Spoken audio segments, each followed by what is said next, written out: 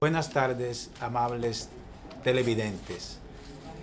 La Unión Nacional de Empresarios les presenta su programa La Opinión de la UNE. Como cada semana, conversamos con ustedes sobre temas importantes de la economía nacional y del mundo empresarial. Ya estamos en el año 2016. Ya estamos a mediados del mes de febrero, el año va rápido, solamente faltan unos meses para las elecciones que serán el 15 de mayo de este año 2016, de manera que nos faltan los meses de marzo, abril, mayo, solo 3 meses para iniciar, para ese proceso importante de la democracia dominicana.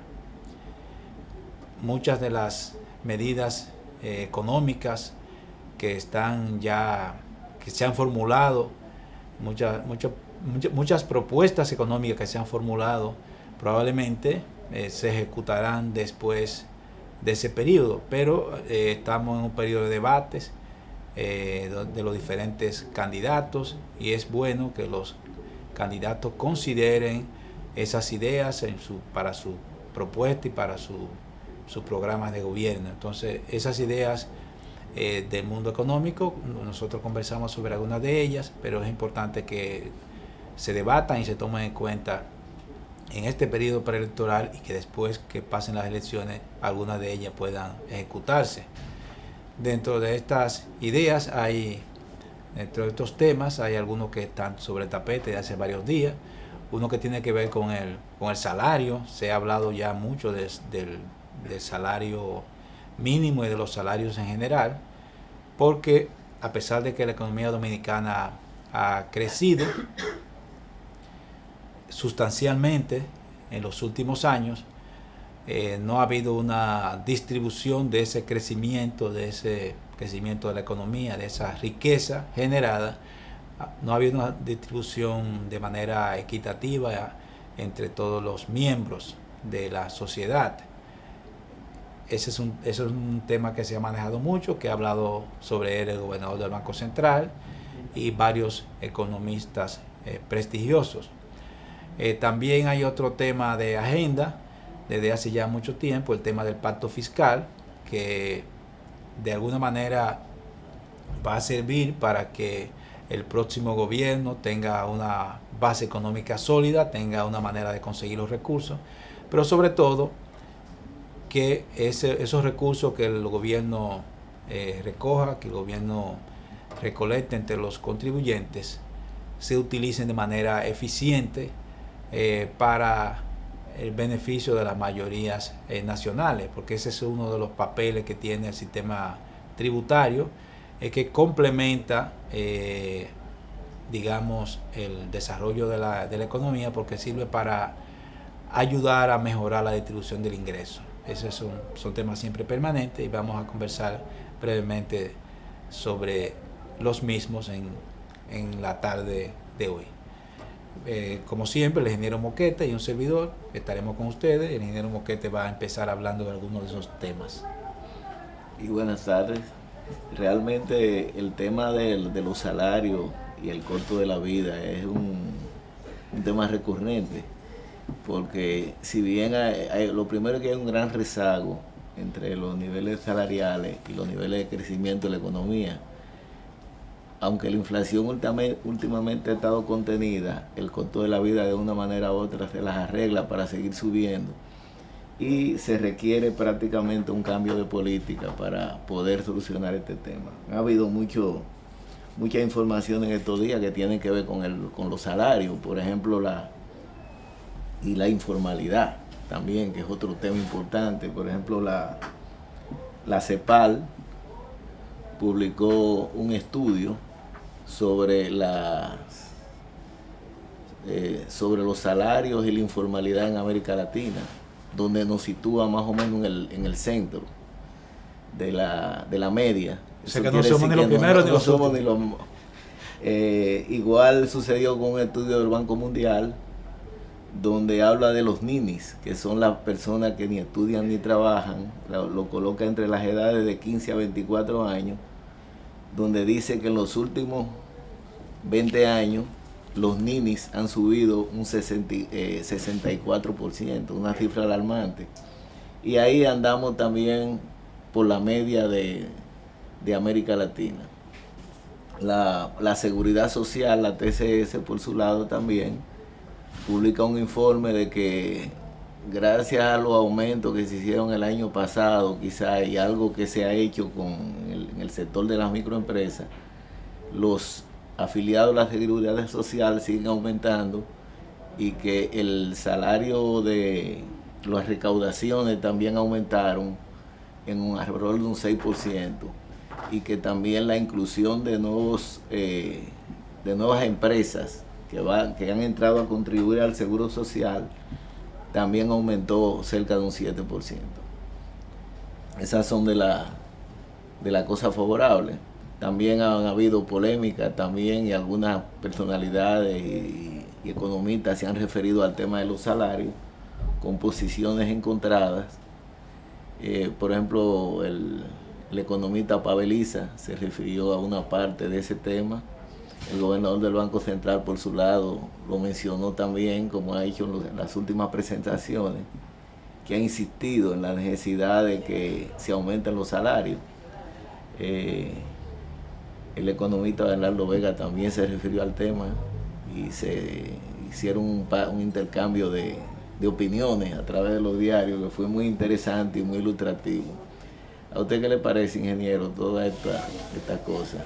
Sobre el tema de los salarios, quiero hacer mención a una anécdota, no sé si es real o no, que le preguntaron al dictador, el generalísimo Trujillo, le preguntaron, le dijeron, él pidió que tomaran una medida económica, y entonces le dijeron que eso no se podía porque eso era la ley de la oferta y la demanda, y entonces le dijo, pues deróguela. En realidad los salarios tienen que ver con la oferta y la demanda. Mientras más demanda de trabajadores calificados y no calificados hay mayores posibilidades de que el salario suba, y mientras mayor oferta hay muy difícil que el salario suba. El salario sube o baja dependiendo de eso, ante todo de la oferta y la demanda. Entonces en el país tenemos en realidad una situación de un alto nivel de desempleo de hace muchos años, y ese alto nivel de desempleo pues hace que los salarios suban menos. Si todo el mundo estuviese trabajando, entonces, o digamos que el 90 o 95% estuviese trabajando, probablemente los salarios sean más altos, porque eso es la ley de la oferta y la demanda. ¿De qué depende que la oferta de salario, de la demanda de trabajadores aumente, y de qué depende que la oferta aumente? Esas son cosas que habría que analizar, pero ahora vamos a hacer una pequeña pausa y entonces continuaremos hablando de ese tema en el próximo segmento del programa.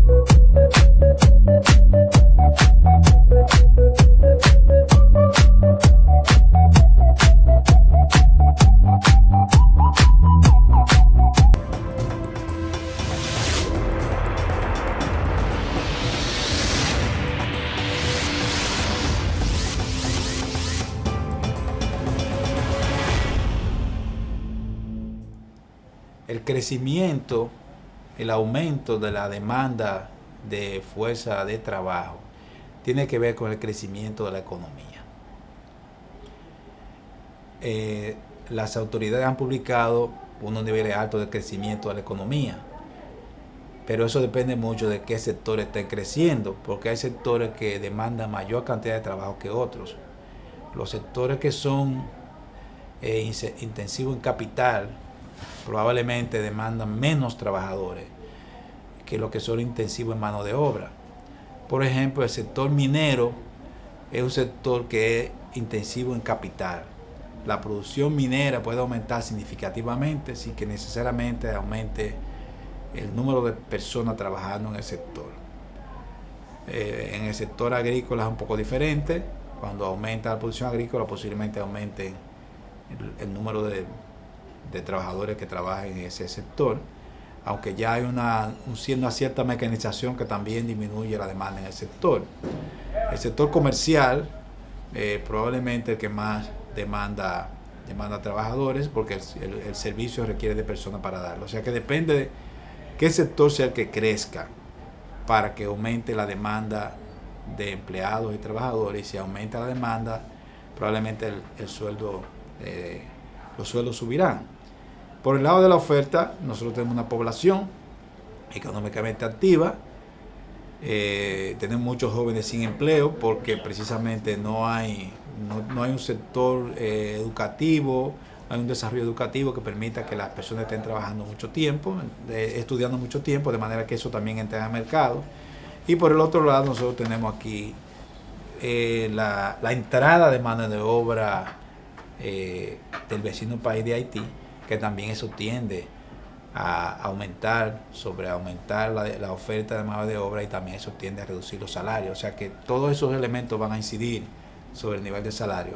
Y por otra parte está el término de la productividad, que hay sectores que tienen mucho más rendimiento que otros, y los que tienen más rendimiento, tienen más beneficios, pueden pagar mejores salarios, y esos beneficios van a depender de una serie de factores, de la disponibilidad de capital y de la demanda de esos productos y de los precios nacionales e internacionales de los productos. O sea, todas esas cosas están relacionadas. No se puede decir, no es un solo factor que determina el nivel salarial, pero esos elementos que hemos mencionado sobre la oferta y la demanda me parece que son muy importantes para determinar el resultado final de un determinado salario. El otro elemento es el asunto de la informalidad, pero precisamente la informalidad existe porque hay mucho desempleo y las personas necesitan ganarse la vida, y para ganarse la vida tienen que crear su propio empleo mediante un negocio informal,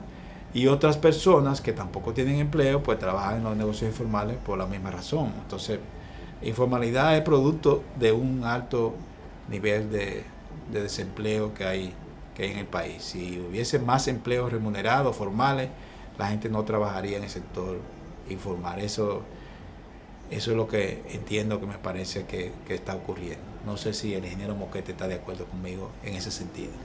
Bueno, yo entiendo que la presión de la cantidad de mano de obra extranjera que impacta sobre uno de los sectores que más carece, que es el de la construcción, también tiene mucho que ver con el desempleo. Como dice también la calidad de la educación, porque aquí hay muchos extranjeros sudamericanos trabajando, ocupando plazas importantes en la banca y en los negocios.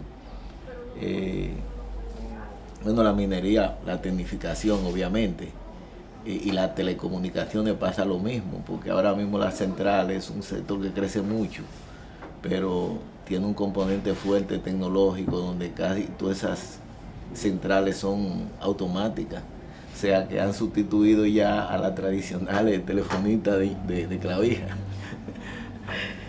Es decir que es mucho lo que hay que hacer, y debe haber una propuesta integral, porque los mismos economistas no se ponen de acuerdo en la causa del desempleo. Por ejemplo, algunos dicen que es inflacionario aumentar los salarios y que va a crear un problema mayor.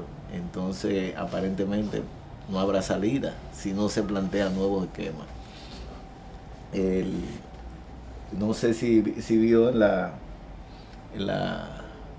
la parte también de que decía Bernardo Vega, que cuando le escribía al gobernador, que decía que cuando los salarios, cuando los salarios se aumentan, la zona franca pierden competitividad, y pierde competitividad también las exportaciones.